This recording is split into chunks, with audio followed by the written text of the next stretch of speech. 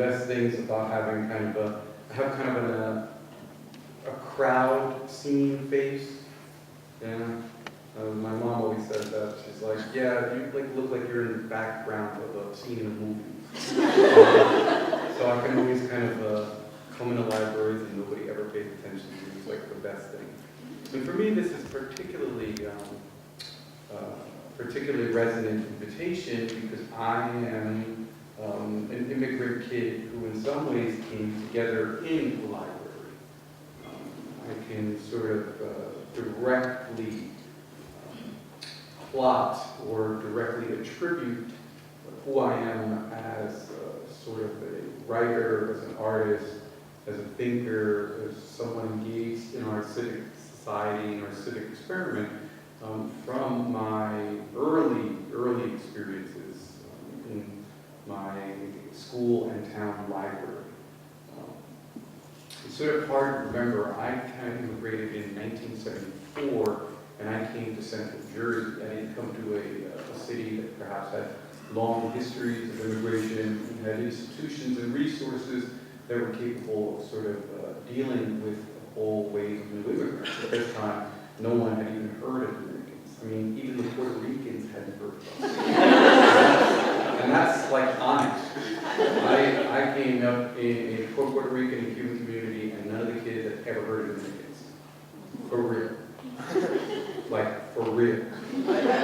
And what was so interesting is that I was one of those kids, again, this was the sort of time and place where we came to the school and they just put us right in the back of the classroom. And they were just like, good luck. Yeah, there's no ESL, there's nobody's paying any special attention to us.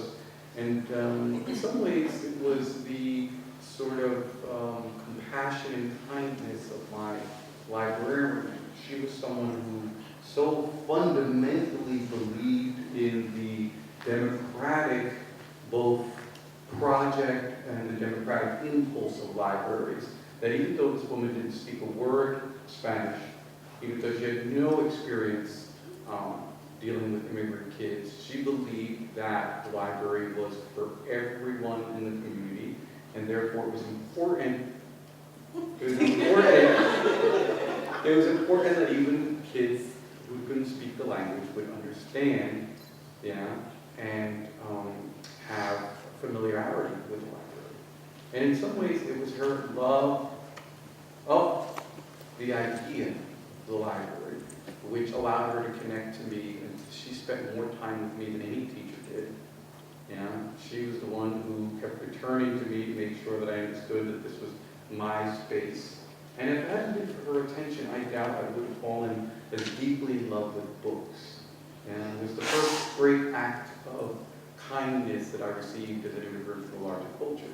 And anybody who's an immigrant knows that coming into a new culture, especially a culture often as hostile as ours is to immigrants, you don't need to be following the current politics or the current election to know that our baseline in this culture is hostility towards immigrants. We like to pretend otherwise, but that's not true. And so, while that doesn't entirely describe everything in our country, for a young boy like me to receive such enormous kindness and such a gift of the library has continued to resonate with me for all my life. It's no accident that I live near a library, I'll tell you that.